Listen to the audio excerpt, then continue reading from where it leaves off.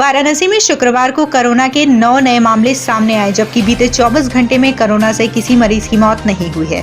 शुक्रवार को 17 मरीज होम आइसोलेशन में स्वस्थ हुए, जबकि अस्पताल से किसी मरीज को छुट्टी नहीं मिली है।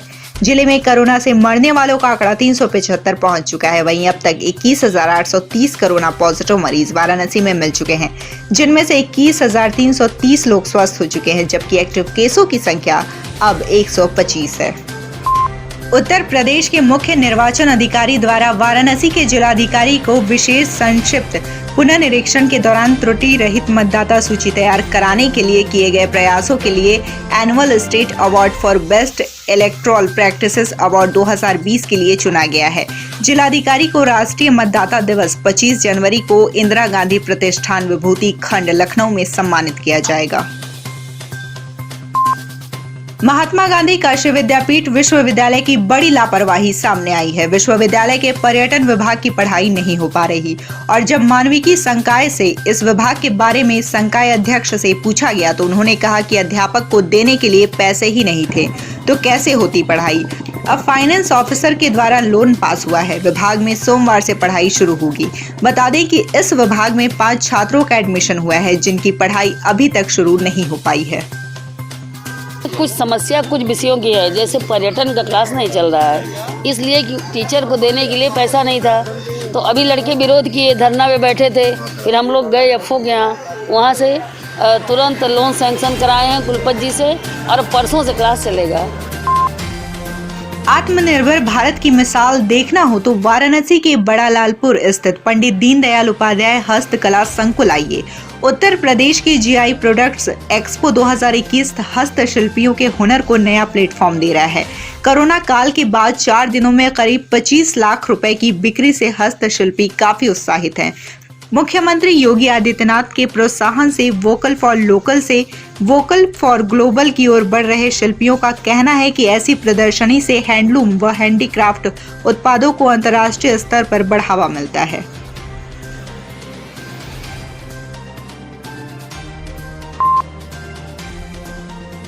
एटीएम कार्ड बदलकर लाखों की ठगी करने वाले 2 शातिर अपराधियों को थाना बड़ा गांव पुलिस ने शुक्रवार को गिरफ्तार कर लिया। पुलिस ने गिरफ्तार अभियुक्तों के कब्जे से विभिन्न बैंकों के 24 एटीएम कार्ड, 2 मोबाइल फोन और 7,200 रुपए नगद व वैगनार कार बरामद किया है। थाना बड़ा गांव उप निरीक्षक अनिल कुमार ने बताया कि मुखबिर की सूचना पर वांछित अभियुक्त महताब अहमद उर्फ मोहम्मद को एसबीआई बड़ा गांव के पास स्थित एक्सिस बैंक एटीएम के पास से गिरफ्तार कर लिया गया।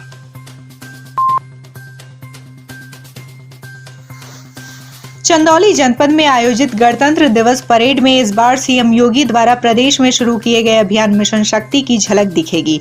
पुलिस की 60 टोलियों के साथ महिला कांस्टेबल की टुकड़ी भी शामिल होकर नारी सशक्तिकरण का संदेश देंगी।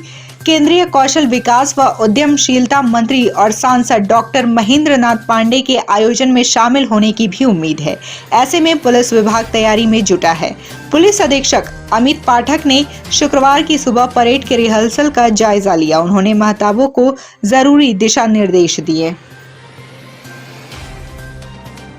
तांडव वेब सीरीज पर धर्मनगरी काशी में भी तांडव मचा हुआ है। शुक्रवार को जिला मुख्यालय पर करणी सेना ने वेब सीरीज के पोस्टर को आग के हवाले करते हुए अपने गुस्से का इजहार किया। करणी सेना ने फिल्म के निर्माता अली अब्बास जफर, एक्टर सैफ अली खान सहित पूरे स्टार कास्ट पर मुकदमा दर्ज कर कठोर कार्रवाई की मांग की है। ये तांडव बना करके हमको बौना साबित करना चाहते हैं। हमारे आराध्य के बारे में ऐसी आपत्तिजनक पिक्चर लोड कर रहे हैं जिससे हमारी भावनाएं आहत हुई है। ये हमारे गोस्वामी जी ने मानस में लिखा है कि हरिहर निंदा सुनहि जे काना हो ही पाप गो घात समाना। यह गो हत्या के पाप के बराबर अगर हम ऐसा सुन रहे हैं, अब ये पाप हम बर्दाश्त नहीं करेंगे। सप्तसागर मंडी भी गलियों में है, तो गलियों में आप लोगों को कितनी समस्याएं होती हैं? समस्याएं होती भी हैं या नहीं होती है, उसके विषय में बताइए। समस्याएं तो रहती है, थोड़ा से ट्रैफिक वगैरह मतलब गाड़ियां वगैरह लगी रहती हैं, पैदल चलने वाले को आवाजाही में दिक्कत परेशानी तो बढ़ती रहती है। तारों से भी उलझन है, जो तार है वो अंडरग्राउंड अगर हो जाए तो बेहतरीन हो जाएगा। तो मतलब आप लोगों को ट्रैफिक पार्किंग की व्यवस्था अगर उपलब्ध हो जाए बहुत अच्छा हो जाएगा व्यवस्था है। समस्या सबसे बड़ी तो यहाँ पार्किंग की है। दुकान जो है कि गली में है, कटरे में है, और यहाँ पर एक कटरे में कम से कम 12-15 से लेकर दुकान है। सबके स्टाफ की गाड़ी है, साइकिल है, खुद जो यहाँ के जो ऑनर है उनके गाड़ी है। वो पार्किंग की यहाँ बहुत बड़ी समस्या है। और पार्किंग लग जाने की वजह से यहाँ जो अगल बगल के क्या नाम से आने जाने का रास्ता है वो खत्म है, एकदम ब्लॉक हो जाता है, जिसकी वजह से गली में जाम लग जाती है। उसकी वजह से बहुत बड़ी प्रॉब्लम यहाँ होती है। लाइव वीएनएस की खबर का बड़ा असर हुआ है। पूर्वांचल की सबसे बड़ी दवा मंडी सप्तसागर में पार्किंग की दिक्कत को देखते हुए अब वाराणसी विकास प्राधिकरण बड़े एक्शन के मूड में है। बीडीए के उपाध्यक्ष राहुल पांडे ने इस मंडी में पार्किंग की समस्याओं को गंभीरता से लेते हुए जांच के आदेश दिए हैं। इसके बाद सड़क किनारे के अवैध निर्माणों को भी गिराने की कार्रवाई हो सकती है। विकास प्राधिकरण इसके लिए सर्वे कराएगी और रिपोर्ट के आधार पर कार्रवाई होगी। राहुल पांडे के अनुसार व्यावसायिक भवनों में बने बेसमेंट को भी खाली करवाया जाएगा। बता दें कि लाइव वीएनएस टीम लगातार बनारस के बाजारों के हाल पर वीडियो स्टोरी कर रही है। हमने हाल ही में पूर्वांचल की सबसे बड़ी दवा मंडी में पार्किंग की समस्या को लेकर प्रशासन का ध्यान आकर्षित किया था। मेरी अभी संज्ञान में आया है और मैं इस प्रकरण को मैंने अभी संबंधित जोनल अधिकारी को वो भी निर्देशित भी किया है। आज अभियान में होने के कारण वो सेकेंड हाफ में जाएंगे इसको देखने के लिए, और एक बार उनकी आख्या आ जाए उसके पश्चात हम इसकी कार्रवाई। मैंने बताया अवैध निर्माणों पे गणतंत्र दिवस के पश्चात हमारा अभियान लगाने का कार्यक्रम है। अभी फोर्स की उपलब्धता गणतंत्र दिवस के कारण उतनी नहीं है, वो उसके पश्चात हम प्रारंभ करेंगे और अवैध निर्माणों पर कार्रवाई की जाएगी। वाराणसी में प्रथम फेज के दूसरे चरण का कोरोना वैक्सीनेशन सकुशल संपन्न हो गया। जिला प्रशासन और स्वास्थ्य विभाग द्वारा बनाए गए 15 वैक्सीनेशन केंद्र पर शुक्रवार को कोरोना का टीकाकरण किया गया। सभी सेंटरों पर 2-2 सत्रों में 200-200 लोगों के वैक्सीनेशन की व्यवस्था की गई थी।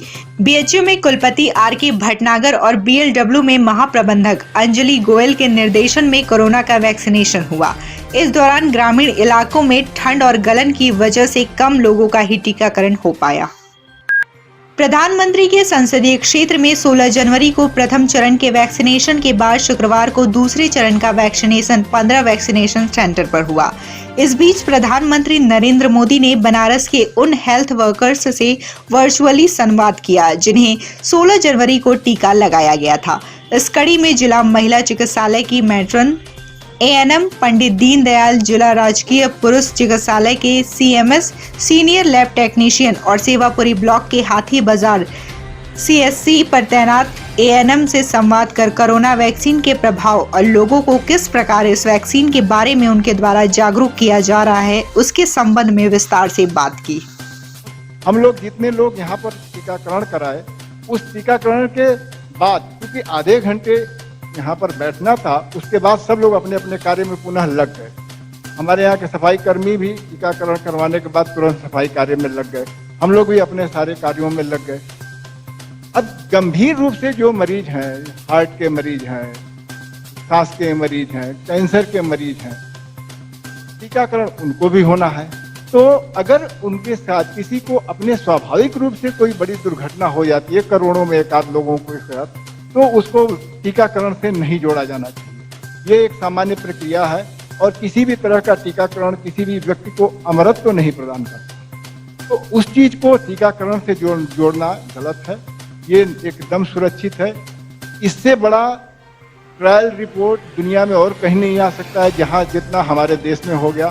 10 लाख लोग टीकाकरण करवा करके एकदम सुरक्षित है। ये हमारे लिए बहुत ही सौभाग्य की बात है और इससे हम एक विश्व में भी एक संदेश दे रहेंगे कि इतना बड़ा टीकाकरण इस महामारी के खिलाफ भारतवर्ष के अलावा अन्य किसी देश में अभी तक नहीं है।